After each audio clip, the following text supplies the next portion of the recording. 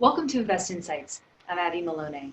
I'm joined today by Dr. Stephen Kahane, the CEO and president of Ciox's Real World Data Division.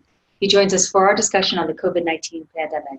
Don't forget to like this video and subscribe to our channel for more insights like these. Steve, first, let's start off. What is Ciox? Thank you so much, Abby, for having me and for having us. It's a privilege and honor both to work with you, but also to have access to your wonderful audience. My name's Steve Kahane, and I'm a physician by training with a computer science background. And when I went off to training, I thought I was going to become a cardiologist, but a bunch of things happened, and I did practice for about 10 years. Got turned on to the potential use of technology in healthcare, really aimed at carefully applying technology to help healthcare really work as it should.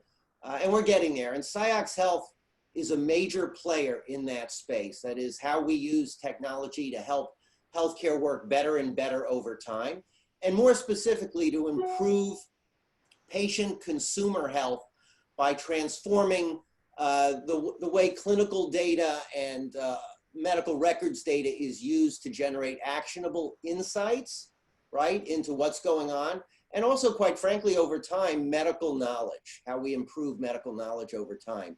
You can think of Ciox as, in some ways, the oil or the grease that helps data flow throughout healthcare. You know, all of us know there's a continuum of care sites that patients go to, consumers go to get care. They're not all connected extremely well. We help facilitate a lot of that and pull it all together. And try to make the right information available to the right folks at the right time, assuming they have proper authorization and are complying with appropriate regulations. Like I said, we're a major player in this space. We have about 8,000 employees around the country, and about 800 of those are in the Georgia, Atlanta area across our 3 offices. The other thing to know is that we actually service about 60% of all the hospitals in the US, so 3,000 out of the 5,000 hospitals in the US make use of our interoperability and connection services, as well as about 20,000 medical groups. Again, helping everyone that needs to have access to the medical information get access quickly. And I think in light of COVID, you're doing something really exciting. Tell us more about the LabCorp Ciox patient data registry. Yeah, it's, you know, I've been in the healthcare and healthcare tech space about 30 years. I'm not sure there's anything more important, more urgent, and more exciting about what we're doing with LabCorp. For those of you that don't know, LabCorp is one of the largest testers of COVID-19. Believe it or not, they've already done about 3 million COVID tests, so a pretty large percentage of all the testing that's been done in the US. But what people don't know about LabCorp is LabCorp has a division called Covance that is also one of the largest research organizations in the US. I think they touch almost 55, 60% of all the randomized clinical trials that are done around the country. So it's a great partner for Ciox. And what we're in the midst of doing together is building a research grade database, or registry as we call it, of as much information as possible about folks who have tested positive for COVID, and really track the natural history of the disease over time to glean a bunch of different things about what's going on. That makes sense? Absolutely. And what are some of the questions that you are trying to answer via this registry? Yes, and this has been a tricky part of COVID-19 in particular. Lots of times when you set out to answer research questions, you have a better feel for what the natural history of an illness is, a cancer or, you know, a cardiovascular disease. Here we have something that we're all learning as we go. So we're erring, quite frankly, on the side of going pretty deep on the clinical information about every patient. Again, all of this is anonymized, carefully controlled, but we're trying to find things like what predicts how a patient will respond to this virus. What explains the differences that we see in how patients respond to this virus?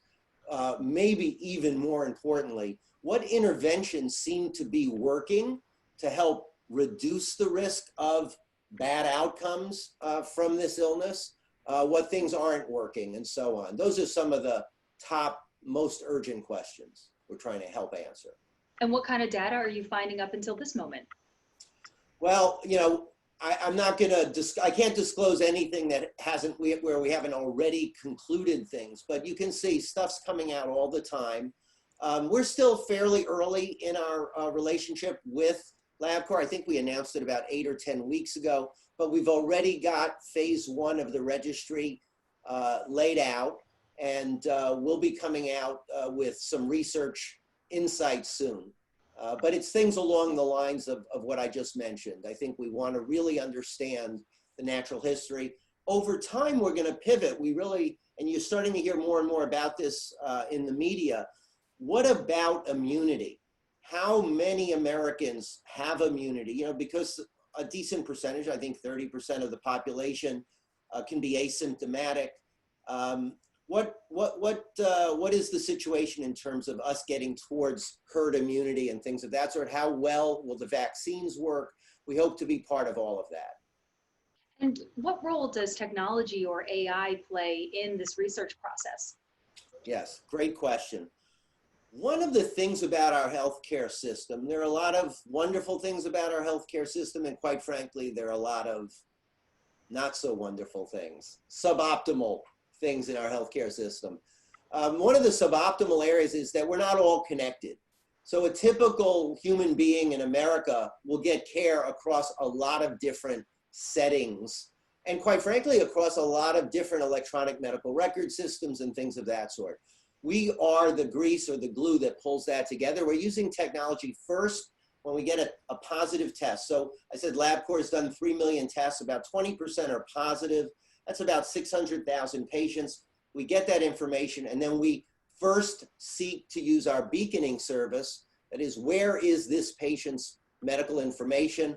We pull it together using technology. Well, we use technology to find it. Then we use technology to pull it together. We use technology to integrate the data about the patient, anonymize it, and then put it in a form that makes it research grade so it can be used for that research. Those are all some of the interesting uses of technology along the way.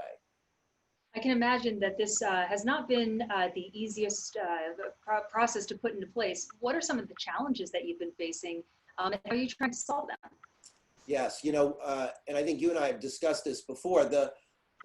This is a disease where we're all learning as we go. So take, for example, loss of sense of taste or smell, right? We've heard about this in the media. That is not something that is routinely tracked in the medical record in a codified form. We have to make sure that when we pull the records and we get the data in this free-form text, that we can pull out those facts and figure out, hey, is this something really useful to understand in the disease?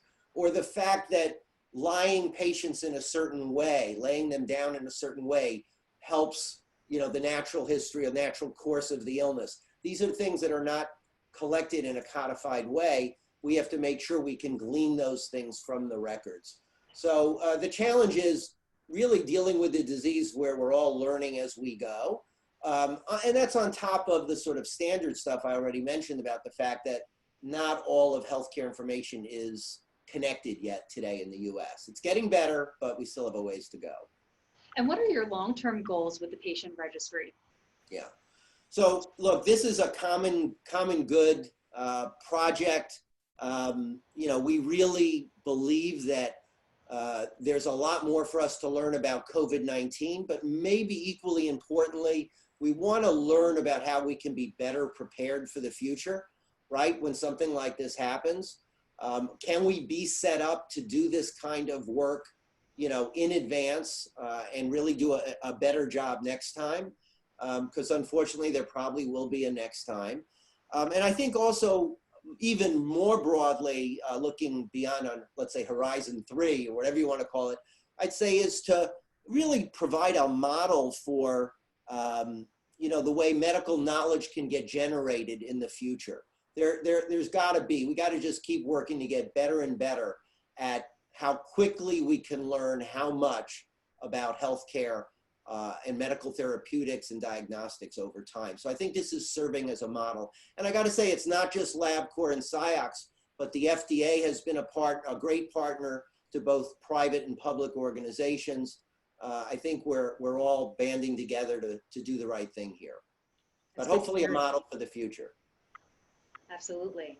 And Steve, should our viewers want to find out more information about Ciox Health, where would you guide them? Yeah, definitely come to our website, which is www.cioxhealth.com. Feel free to drop us a note, reach out. We'd love feedback. And if anyone's interested in contributing in any way, we'd love to hear about that as well. Well, thank you again. That was Dr. Stephen Kahane, the CEO and President of Ciox's Real World Data Division. Don't forget to like this video and subscribe to our channel for more insights like these. You've been watching Invest Insights, and my name is Abby Maloney.